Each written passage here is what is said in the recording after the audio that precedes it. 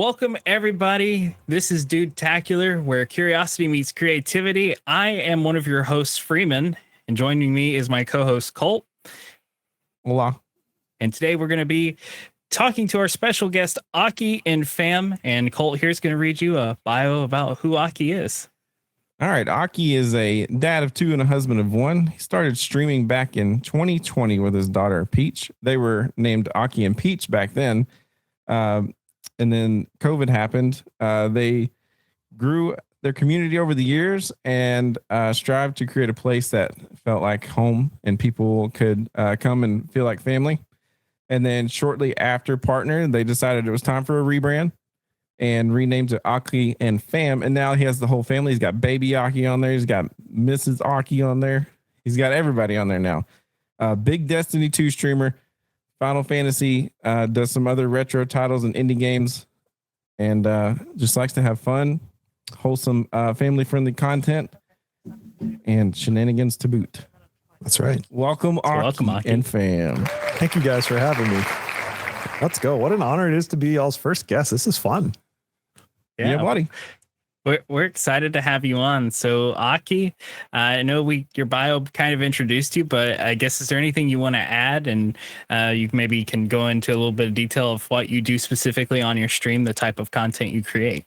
Sure. Well, so we're a very family-focused, family-centric stream. Obviously, the name AkiAndFam, that was really intentional with the rebrand. Not only do I stream with the whole family, but we want it to be a place that is safe and fun for the whole family, no matter what we're doing, where we're streaming, what kind of content you're seeing. I want it to be where, a parent can feel comfortable with their kids listening to what they're listening to and all that sort of stuff. So yeah, that was really kind of the intention behind what we do, is to try to keep things safe and fun for the whole family at all times. Now, that's not to say we don't occasionally dip our toe into the PG territory sometimes. I mean, we do play a T for teen rated game as one of our main games, Destiny 2. So occasionally hear some things or see some things where it's like, okay, maybe don't have the little ones around, but we have a good time at the end of the day. True. Oh. I don't even have the questions pulled up. All right. So no, go ahead. I'm still working on scenes.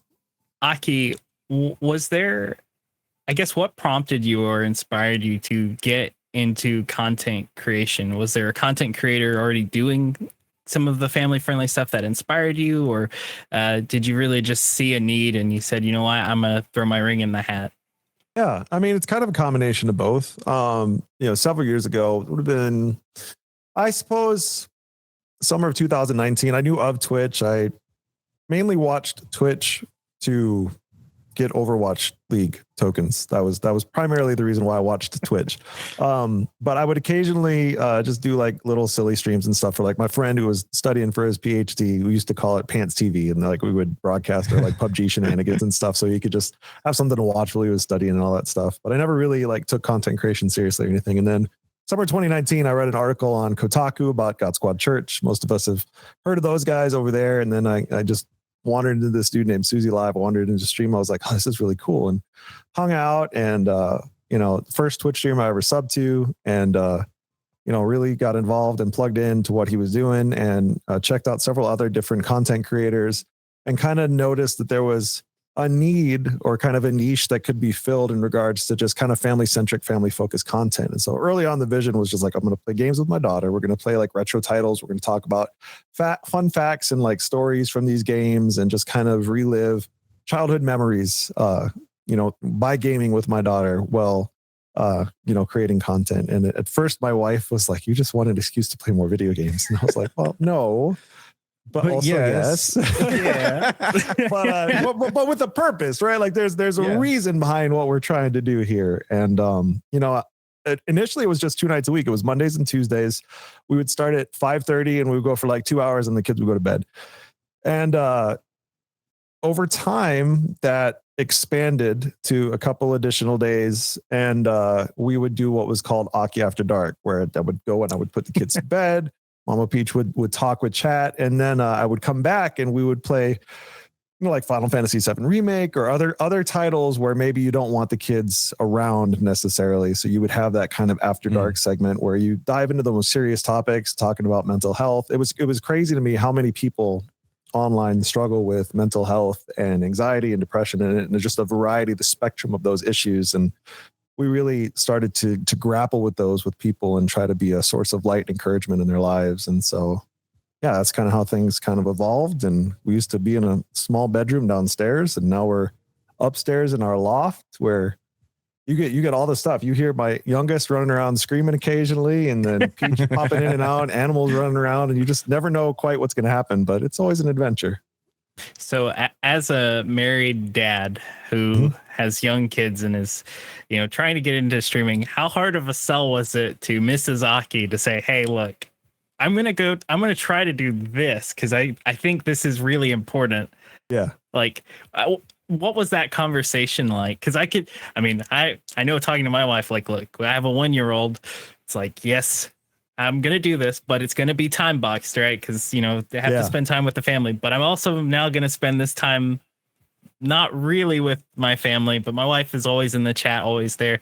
I guess, what was that process like with your wife? It was an interesting discussion at first because my wife didn't have any idea what Twitch really was, right? And so at first it was literally just you just want to play games. I was like, yeah, but I'll include the kids and everything. She's like, okay, And so she kind of allowed that to happen, but she would sit and chat and she would watch and she would see the interactions and the way that people would, the back and forth and just kind of the way that people would open up about the things that they go through and the stuff that they struggle with. And it was at that point where she was like, okay, this really could be kind of a ministry opportunity where we dive in together and really work with people on the things that they're dealing with and going through. So yeah, it was a transitionary statement, right? And we did a episode of a podcast for the Nerd Culture Ministry Summit. And she talks at length kind of about that journey and that transition. So if you want to hear her talk about it, there's definitely some recordings out there you can listen to. And she does a much better job at explaining it than I do. For sure. I'll have to pull that one up. So also as a dad, right? Like I have a 1-year-old. I'm like, I can't wait till he's older so I can be like, let me show you some of my favorite games when I was your age. Like here's Pokemon, here's Zelda, and when you're a little older, Halo, like we get you into all of like the things that I nerded out on and thought, but then the other half of me goes, well, he's either going to say, man, this is really cool. He's going to be like, Dad, that's lame. Like, what is 100%. So with Peach, right, and baby Aki, how's that process been? I know you play many of like your childhood classics, trying to get your kids introduced to what I would consider like the prime video game culture, like that era of gaming. What's that been like? Yeah, the very first ever video game we actually played on stream was the original Final Fantasy for the NES. And so that came with its own challenges, because if you look at those old retro graphics, it's not super duper interesting. It's very grindy. Rough. And so I didn't realize how difficult it was going to be to just literally, you dive into that and you are having to fill all of the conversational void. I'll never forget the very first stream I ever had. I was shaking at the end of it. Like I was so like adrenaline pumped and filled, and I had no idea what was happening or what I had just done, but I was like, this is it. I'm in. But every kid reacts differently, right? Like baby Aki's taste in video games is completely different from what Peach's taste in video games was. And it's fascinating to see the difference in what they're into, what they're interested in. And I think every kid is different. But as Peach has grown as a gamer, she's really dove into things like she loves Fortnite. She loves Minecraft. And she's really grown to love Destiny too. She's become a really, really great Destiny gamer. And so as she gets older, we'll see what happens. I'm curious to see what she gets into. She's only 12 right now. So, there's a lot ahead of her, but she doesn't really have the patience or the attention span for the RPGs just yet. She did when she was younger. There was like this season of time where she really enjoyed, like, because I do a lot of little voice acting and like really read all the voice lines with a lot of intentionality and purpose, right? And baby Aki loves that too. Like we've got a wonderful capture of our playthrough of Undertale and a few other games. We're working our way through Tears of the Kingdom right now. And there's definitely that window of time where you can kind of capture their imagination. And I think right now I'm in the window of time with Peach, where she's exploring what kind of gamer she wants to be. And I'm curious to see how that evolves over the next few years. You were brave for trying it. I have an 8-year-old and a 3-year-old. And I can promise you, if I brought the 3-year-old into this space while the stream was going, it would be broken in less than 3 minutes easily. Oh yeah. She would have buttons pushed here, buttons pushed here. She would probably knock this laptop off over here that would kill guest star. It would be chaos. So I commend you for even trying that. Maybe Aki loves to push the buttons and see what they do. That's one of his favorite things when he's sitting on my lap. What does this one do, Dad? Don't push that one. You can't have end stream buttons on your stream deck. Definitely do not have end stream buttons on my stream deck. Nope. That'd be bad. That's funny. All right, let's move into more of your insight and your expertise area. Me and Freeman consider you to be a very good community focused streamer, and that's what we feel like you're great at. And so, like, that. what are some of projects or experiences or something that's kind of contributed to the growth and success of your community and your Twitch stream? Sure. I think the biggest thing is the intentionality behind what we do. When we first started our Twitch stream, I still have my follower board that's actually on the wall over there. I wrote down every single person's name that came in and followed. I'd ask them, where are you from? What kind of games you like to play? And what color do you want your name written in? And that was just an immediate point of conversation. It was easy to just kind of engage and give us a starting point for conversation. And so, right. I can look at my viewer list right now, and each and every person that's in my chat, I know a portion of their story. I don't know all of it, but I know a portion of their story, and I try to remember little bits and pieces about things that I could be praying about them for, or engaging with them in conversation and checking in with them outside of stream. We're really active on Discord. I'm super duper plugged in with our Discord community. That helps a lot because so much of life happens outside of just the time that you're live. And so being able to be plugged into your Discord helps a lot. Yeah. So like this show kind of geared off of like our curiosity to know people's stories. Mm-hmm. Is that kind of the same thing you implemented when you're doing when you're streaming? And were you curious to learn about people, like new people that came in, you wanted to know, just a piece of their story or their life or whatever? Is that kind of your thought process? Yeah, absolutely. That's a huge part of it. I mean, I'm an extrovert too, so that helps. I love engaging in conversation with people and hearing about not only their day and like the small talk and everything too, but just like hearing like really silly, crazy things that you talk about on occasion. You never know what's going to come up during a stream. And something that is incredible about Mama Peach is she does remember those details really, really well. And she's really good at helping with that kind of community facilitation and truly engaging and empathizing with people in a really special way. And that's the introvert part of her, is she loves to go deep. I'm the guy that loves to talk and just talk. And she's the one who's like, wait a minute, let's dive into this, and let's dive into this topic a little bit and really get into the kind of the nuance of the things that these individuals are struggling with at this particular point in time. So yeah. Definitely. So when you talk about crafting really intentional community, right? Community is something that I think you have to be intentional about, because I once heard, because culture and community go hand in hand. I once heard, I don't remember who the quote's by, but essentially culture is defined as people like us do things like this. And that is very much an intentional thing, right? So it's people like us. It could be any group of people do things like this. So what are the things that we do? And that is our culture. So when you talk about Warriors of Light, which is your like community that you've crafted, what would you say are kind of some of the core pillars of around that community as you kind of founded it and have pruned and nurtured it at this point? Yeah.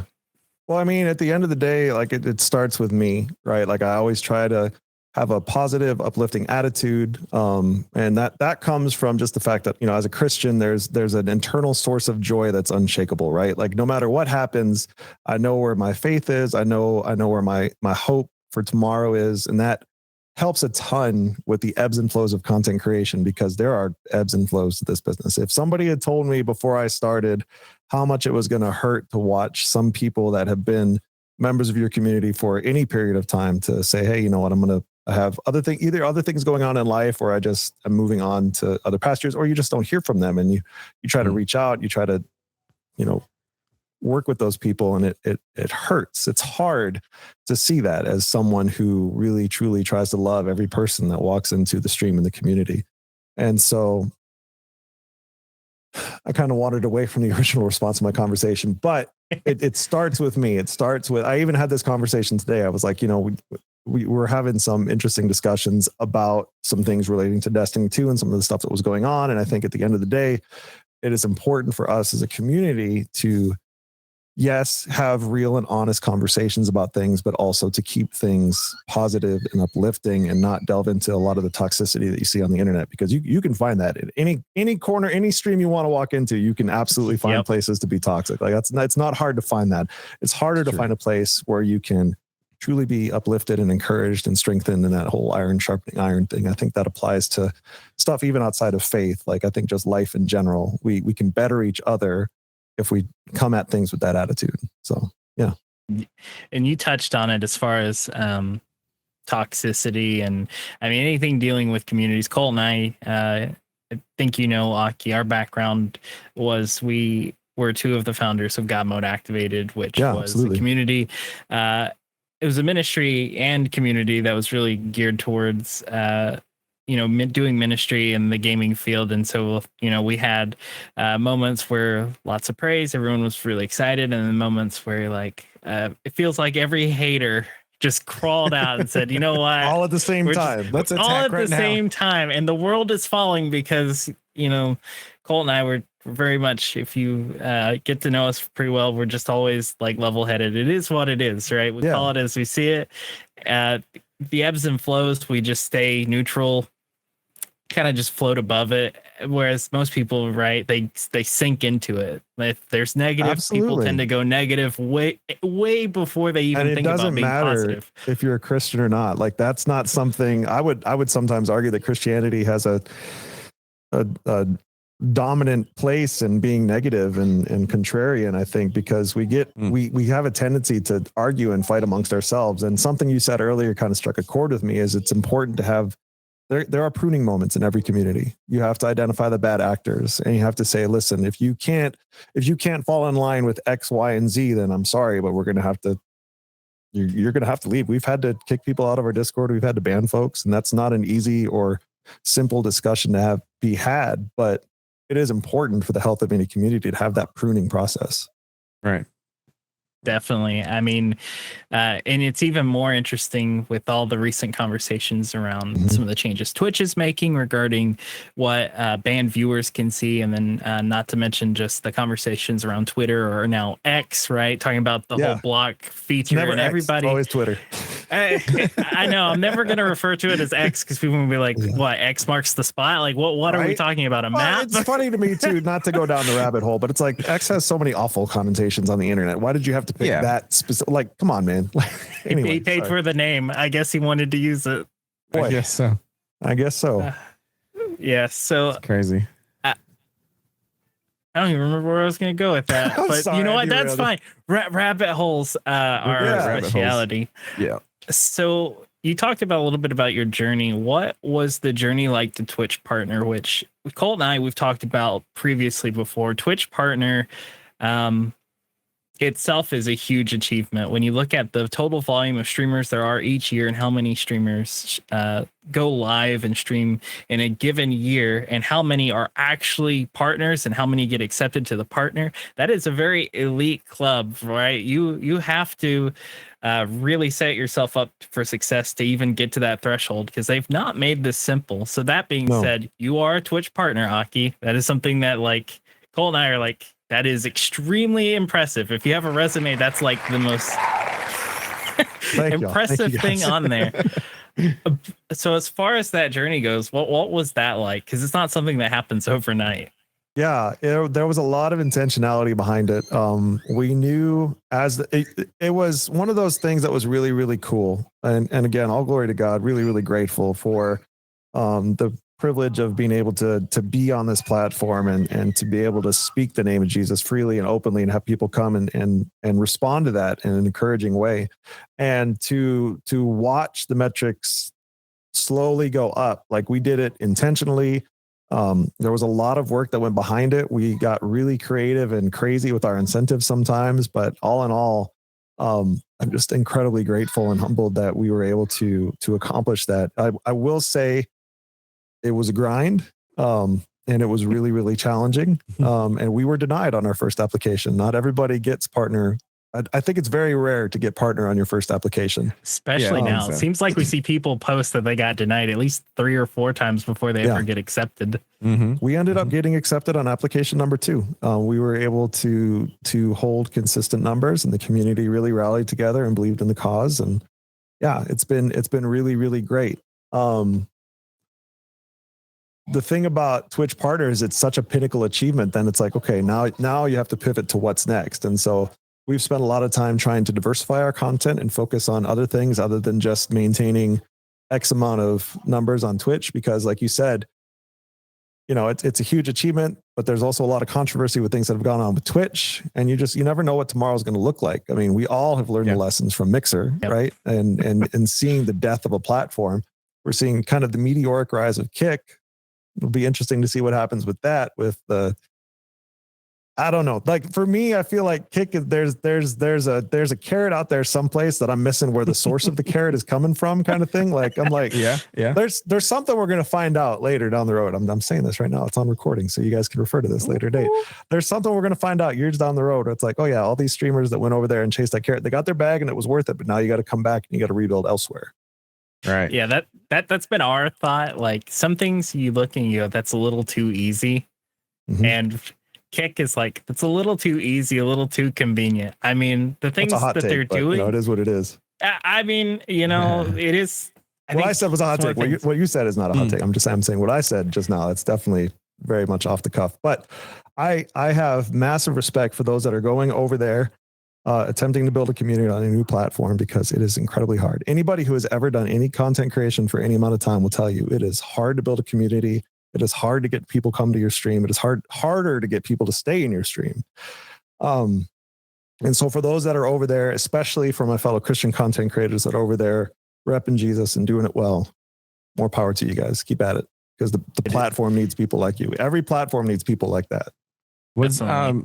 So what was your strategy? You know, you pushed a partner a certain way, and then you said, you know, you switched more to, you know, switch games or switch to do different things. And was that more of a strategy of, like you said, if you need to diversify in the future, or was it more of an enjoyment thing? Like you wanted to go back and do the things you enjoy. Now that you've hit your goal, you can enjoy more, even if it costs you, you know, 10, 20 average viewers. It was definitely a combination of factors. So we grew on variety, which is also incredibly hard to do. Okay. Like that's really hard. We all we did was variety for a really, really long time. And I came to realize the price of variety is you don't have necessarily a consistent core. You'll always have like good viewers because you're playing different things all the time, which is really, really cool. But it is difficult to have like friends in a directory. I feel like one of the wonderful things about going into D2 a little bit more intentionally, which we've done for I'd say about a year and a half now, probably. We've been a lot more intentional with our D2 content. One of the things that has really helped with that is we've truly developed relationships with other content creators in the D2 directory. And that has made things a lot of fun. I've started to do some collabs with other D2 content creators, and we have some stuff planned over these next few weeks and months that add some variety and spice to the content. Like even being here on y'all's podcast, this is a collab that's really exciting and is different, because I enjoy conversations like this, and just sitting there talking to a mic and filling the void every night after night after night after night. Eventually you start to either repeat topics or you run out of things to talk about. Like that's just the natural human tendency of things. That's exactly why me and Freeman do what we do together, because solo filling the void is tough. And with another person to host with you, it's a whole lot easier. Even if chat is not, nothing's going on in chat, me and him can just sit there and talk about riff off anything. each other, right? Yeah. Every night. It's one of the reasons I love streaming with. So Peach, when we first started, she was going to public school, but now she's homeschooled. So we kind of run the schedule there. And I mean, next year she's going to be old enough to legally have her own Twitch account, and I could like leave chat to her if I have to step away for a second. Like I can't do that today. Yeah, but legally or whatever. Yeah. It's just a neat possibility that's coming up. And the fact that Twitch decided to partner, I was very open in our and honest in like our application and everything. It was like, hey, we stream with the whole family. Like everybody's involved and plugged in, and like they were willing to partner with someone who streams with his kids and everything. I think that was kind of a cool thing. That's totally a side topic, but it helps having more than one person here to generate conversation and to go into different topics. And depending on whether it's me and Peach, me and baby Aki, me and Mama Peach, like it's different every night. And I think that's what really makes your community and your content different from even those who are family friendly or Christian. It's not to put anyone else down, but I think that's the difference between you and honestly the rest of them is your channel, even from the conception, has always been around you and your family. It just wasn't titled that for the longest time. It really was, here's Aki and his crew, and your streams were a reflection of that. And it's very genuine, right? You're not putting on a show. It's you and your family and living your life as not just Christians, but people who are trying to just do good in the world towards others, right? And anybody who's met me will tell you the guy you see on stream is I'm the same off stream too. Like there's no persona here. There's no crazy shenanigans or performance other than the silly stuff that we do on stream. But you meet me in person, I'm the same dude. Like I try to be easy to talk to and approachable and just enjoy building those relationships with other people, both on and off camera. So yeah, definitely. we try to that genuine authenticity breeds vulnerability is something I always say. And if you are authentic with people, if you are genuine with them, they're going to be willing to be vulnerable with you and share about the things that they're struggling with and going through. And that builds that relationship in a really special way. And so that's super important. It's a core part of what we do. It's awesome. So to shift gears a little bit and talk about Destiny, Sure. You've been really intentional with the community you've crafted on Destiny. Your Sherpa program is well known and beloved. We are two recipients of your charity. We would not have gotten through the Witch Queen raid. Would not have that sweet raid jacket if it weren't for you and your crew. So what inspired you to launch a Sherpa program for Destiny? So it was that whole mindset of you see it time and time and time again. You see horror stories in LFG. You hear about people that are struggling to find groups to play with. And there's a lot of streamers out there that they call them service streamers, where you can go in, you can exclamation point raffle, and you can just you can go and get carries. But I've tried to be a little bit more intentional with it.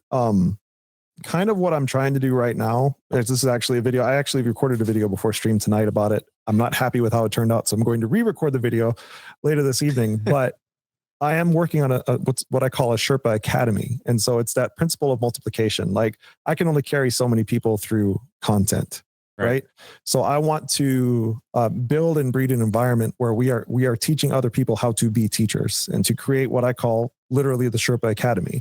And so what does Sherpa stand for? Someone who is safe, helpful, encouraging, respectful, patient, attentive, like literally, and diving into like what do each of those things mean? What do they practically look like in not only just a Destiny environment, but Final Fantasy 14, any gaming environment? What does that look like on a practical level? And then obviously getting into the weeds on how to teach people how to teach encounters. Like I've practiced that a little bit with Peach. She's started to learn how to be a Sherpa and explain encounters and check people's loadouts and recommend DPS setups and all of those things.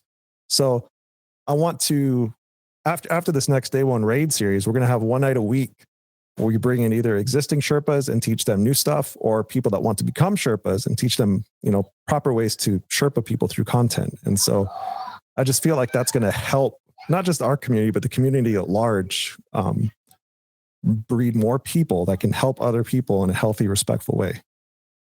That's awesome. That is awesome. I'm a long-time Destiny player. I started back in Destiny 1. Actually, Destiny 1 is my favorite video game ever. Should tell them about your gift I gave you. Oh yeah, when we came to Florida last month, Freeman brought me the limited edition Destiny 1 collectors. That is so thing. cool. It has the What I was having it, the metal case and all that good stuff from Destiny 1. The book and all that. Yeah. The book and everything. The number one thing my chat wants me to do is they want me to play through the Destiny 1 campaign because I've never actually played through it. So really? Yeah. I've only ever played Destiny 2. So something about me, I grew up playing PC games. So I was a PC gamer as a kid.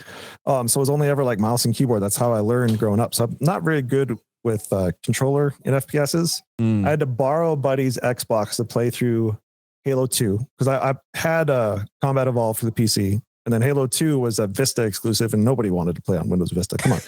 So I borrowed a buddy's Xbox to play Halo 2, and then I've actually haven't played through Halo 3 or anything beyond that. I have the Master Chief Collection. I'm figure when baby Aki's old enough, we'll play through it all together. It'll be fun. That's a great idea. Destiny, the original Destiny is one I never got to experience. Always wanted to, but just haven't yet. So yeah, it's something you should experience for sure. I mean, especially as involved you are in Destiny 2. My problem, I got coming from Destiny 1 and then getting into Destiny 2, I just kind of fell off because of regurgitated content. It just didn't feel the same, you know. But I mean, I'm still a sucker for every expansion and every season. Like tomorrow, and I'll be playing tomorrow. I'll be live for the showcase. If you guys need a place to hang out, we're going to be live all day, checking out the new season and everything else. It's going to be good. Yep. And then I'll play for like 4 days, and then I'll come back for the next season. I'm terrible with it. Yeah, it's awesome. I'm really excited for Final Shape. I think it's going to be good. As everybody says, it's make or break it for Destiny 2, right? That's the meme. So yeah, it's all led up to this. That's right.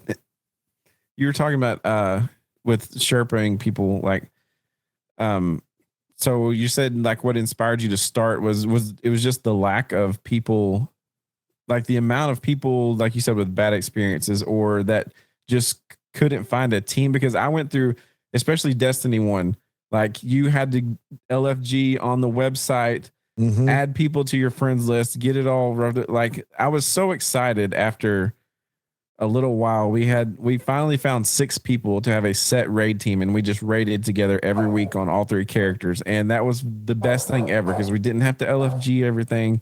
Yeah. Trials was a headache, LFGing and all that stuff. It was just wild. Something I really wanted to do too was Peach. I wanted to create an environment where she could have a fun and safe gaming experience and learn in a non-judgmental place, right? Because that's such a common thread. And I've had a couple other friends and a couple other folks that have brought their very young children. We'll say, I think is the youngest we've had is 7 that has come and we've carried through Vault of Glass, for example.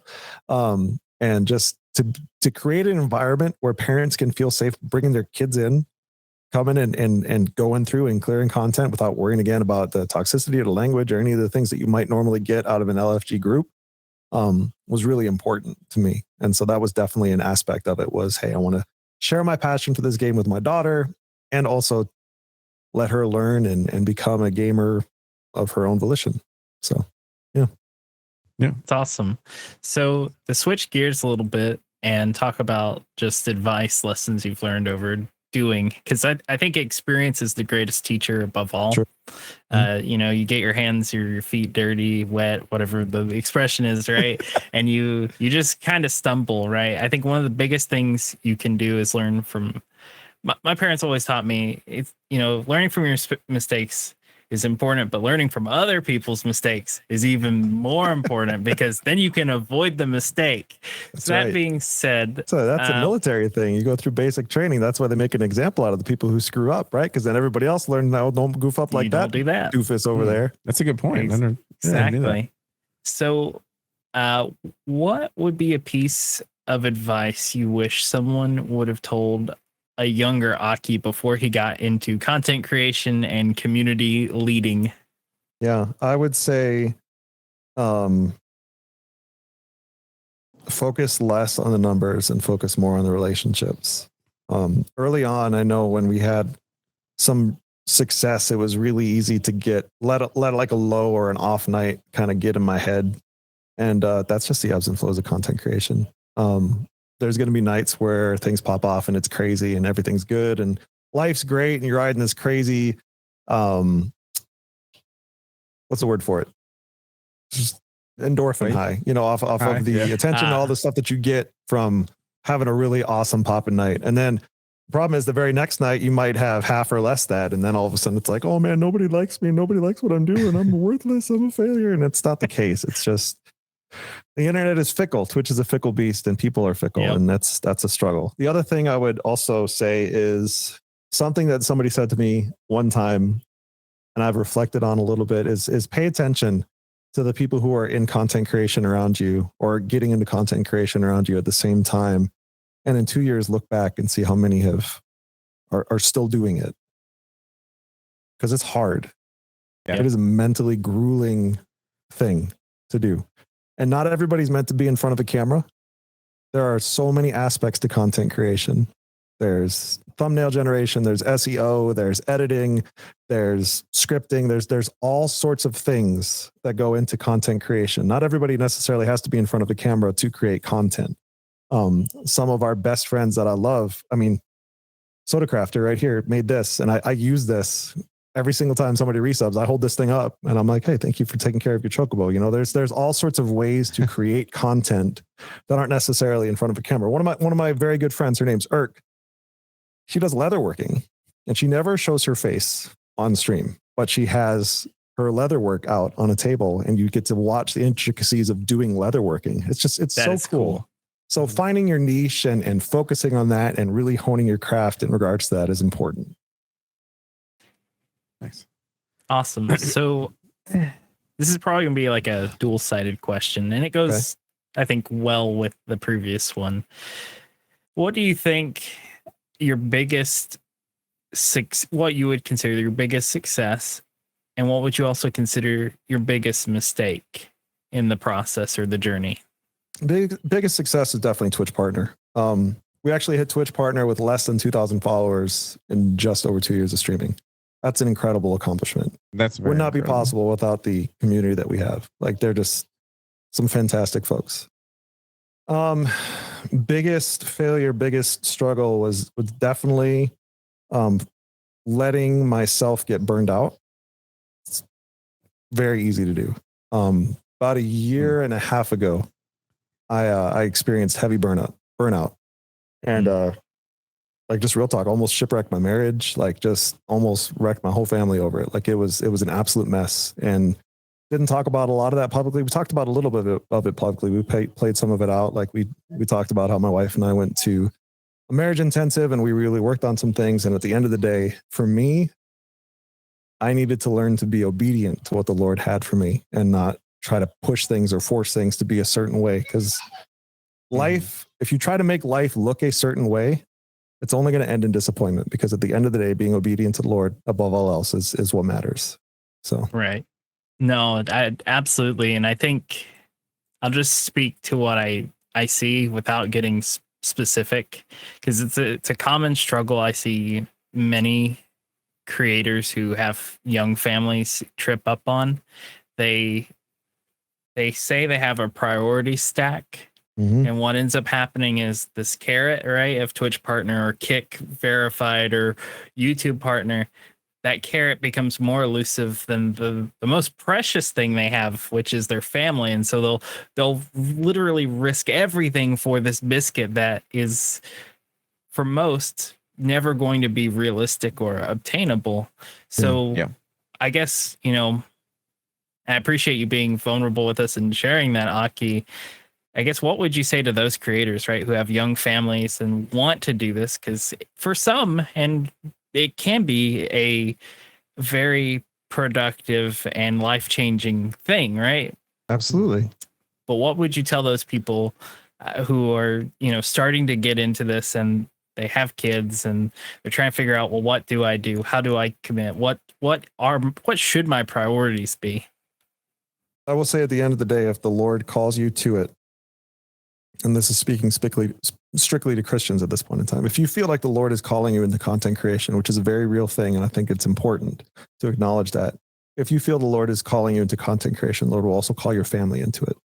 You are not going to be called by yourself. It's not going to be a solo, individualized thing. It's going to be something that your wife, if she's also a believer, will experience and resonate with and understand that, okay, the Lord is calling us to this.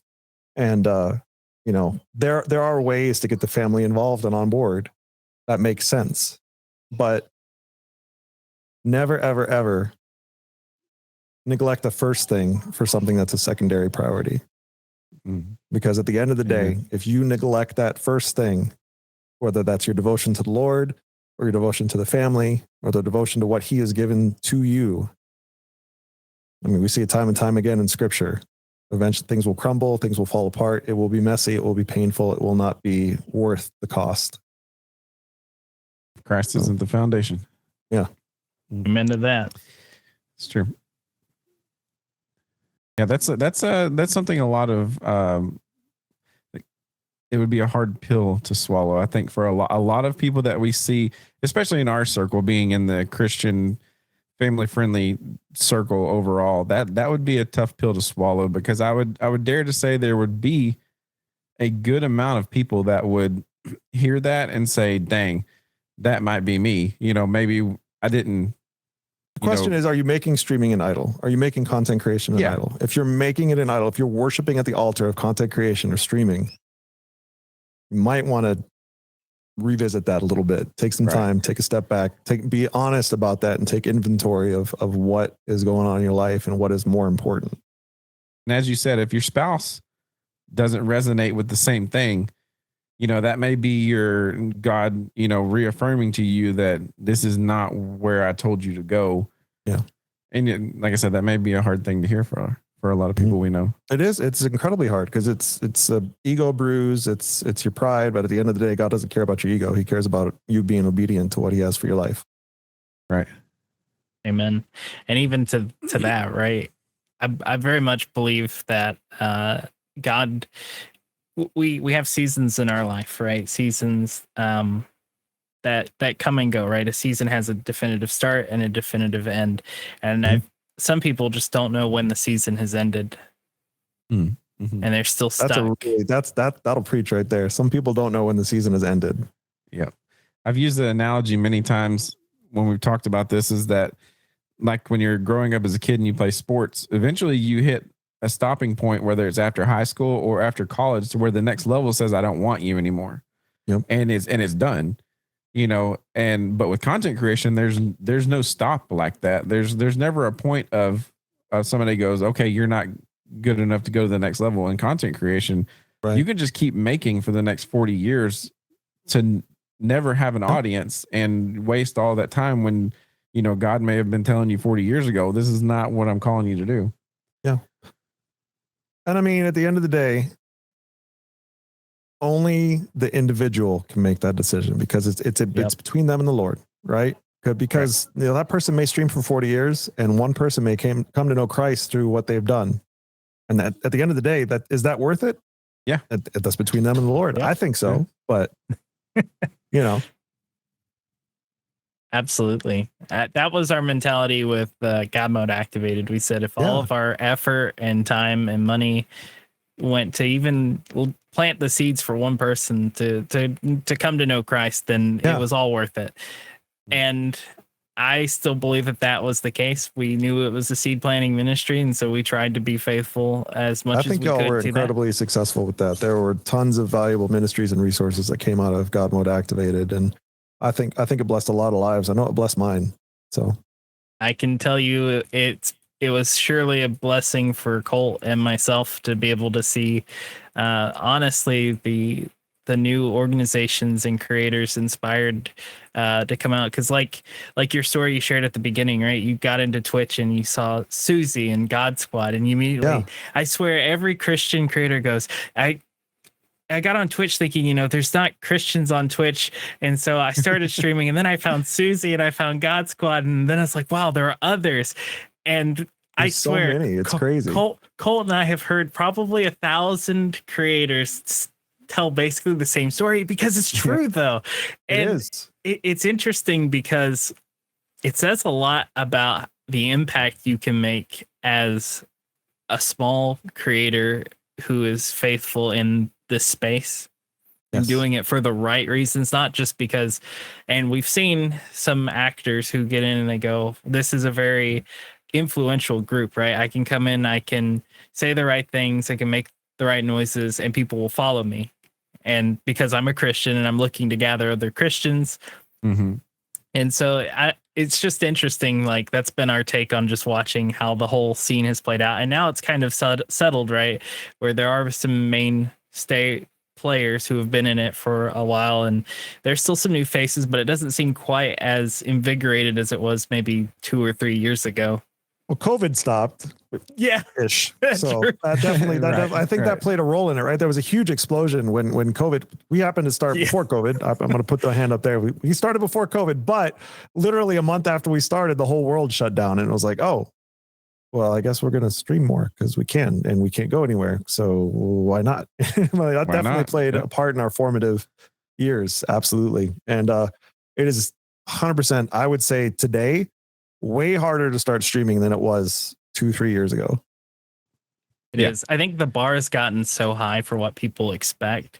Like literally 10 years ago, you could have popped out a literal toaster and your mom's old webcam, and you could have streamed, and it would probably be on par with what was going on at the time. Now, though, it's expected to have all the gadgets, the crazy effects. You gotta be different and unique, and so people drive themselves mad trying to be innovative, when really they lose themselves in the process of trying to conform to what other people are doing.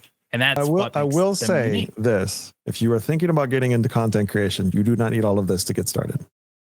If you really feel called, if you really feel led, just turn on, get it. You can even go pick up if you really want a good mic, which is the thing I would recommend everybody invest in. If you're going to get started, get a good mic. You don't have to get this mic, but go get you a Blue Yeti or something. And that's what we did. We got a Blue Yeti and we sat in front of it. We started talking, and that's how we got started. We didn't even have a light. We don't have any lights in front of us. Like early clips, my face is so like dark and just dim and everything because the room is so badly lit. But yeah, absolutely. Awesome. All right, let's switch gears to a fun round. Okay. All right, this is gonna be our final segment here. So let's just prep Aki. So we have a couple of questions. It's not many. It's probably they're not very serious questions, but they're intended for the listener or the viewer in this case to get to know you a little more. They're a little abstract, a little hot take-ish, but nothing too crazy. And it's just rapid. So if it pops in your lightning mind, round. Got it. All right. Let it go. All right. Cool. I'm ready.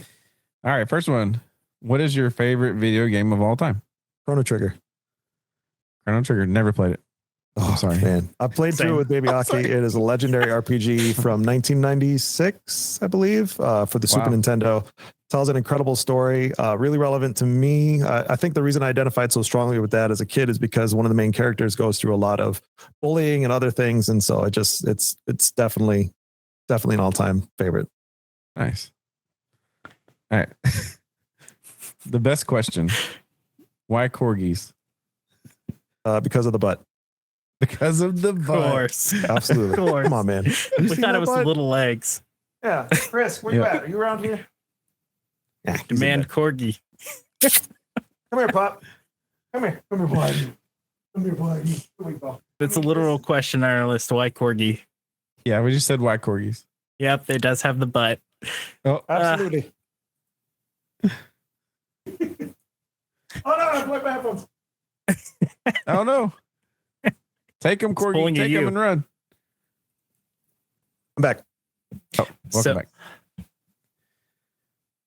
Aki, yes. What's the dollar amount required or task needed for you to consider shaving your beard? I plead the fifth. You have to ask my wife that question. So Mama Peach, what's the dollar amount? There's a barrier there. Hey, hey Nat, what's the dollar amount for me to shave my beard? You got an I don't know out of her immediately. Oh, I'm gonna say we're gonna say not it's high. Steep. It's gonna be. It's not high, but it's probably gonna be a few $1,000s minimum. So yeah. That's what I told them. They asked me that, and I said $2,000. I did shave my head for charity once. Nice. Your head though, but not your beard. Head, not my beard. Sure. Nope. Elf said that's not a no. It's not a no. It's not a no. So, what's a popular game everyone seems to love, but you don't like? Dark Souls. Agreed. That's a fair one. I can't get into it. I've tried. I've given it a legit honest shot, but like Bloodborne, I couldn't make it out of the starting area. I'm a bad gamer, I guess. I'm a wuss. Anytime you give me a hard game, I'm just like, nope, never mind. Next. Yeah. So Nope.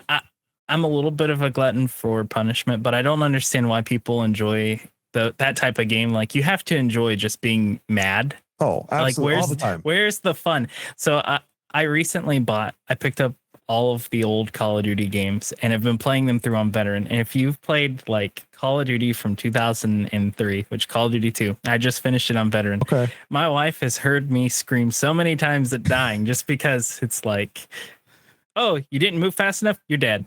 You're dead. You're dead. Like constantly. Oh, yeah. So outside of that, though, I don't think I would ever choose to actively play a Dark Souls game just because I would get so mad and consider just breaking the disc and being done. Yep. Absolutely.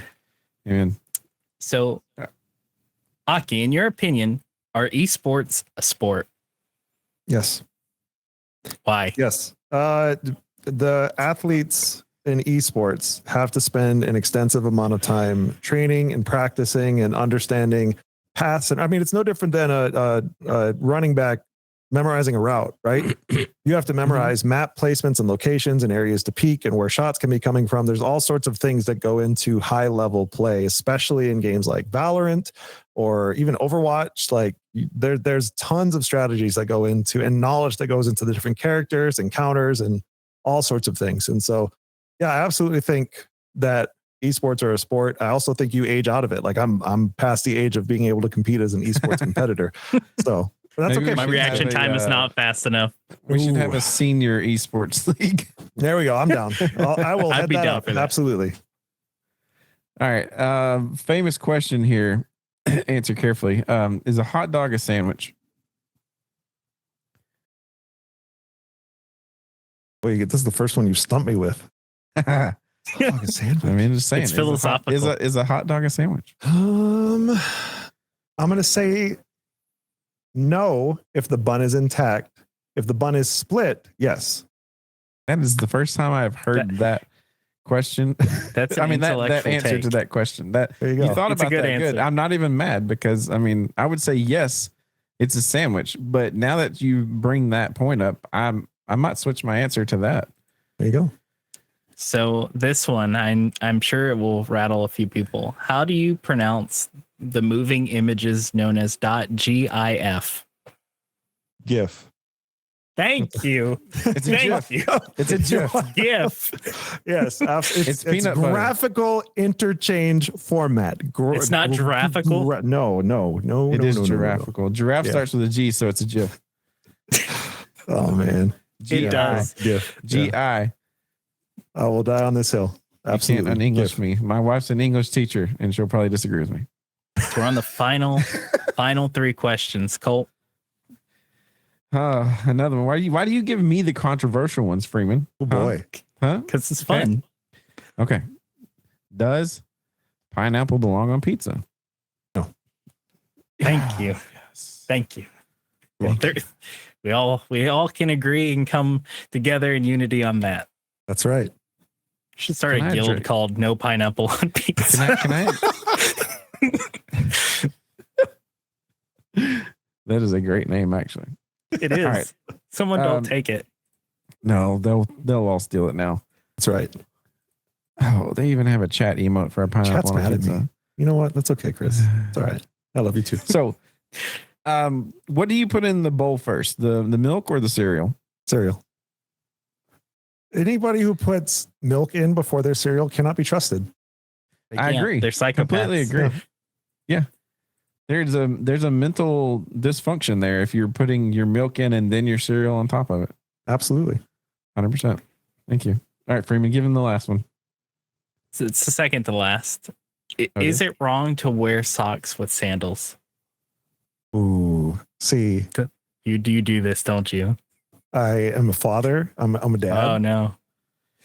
I have absolutely worn socks with sandals on occasion, and my wife absolutely mocks me for it every single time. That's a dad thing? So That's it a dad- depends. It's We're 100% behind depends on because at the fashion. end of the day, like if I'm wearing like jeans with the sandals, like it's almost worse at that point. So yeah, Yeah. But what about socks with Crocs? Because that rhymes. Like I've legitimately wanted to start a business, like a retail store called Socks and Crocs. And Socks and Crocs. yeah, just because I it's wanted nice. expensive.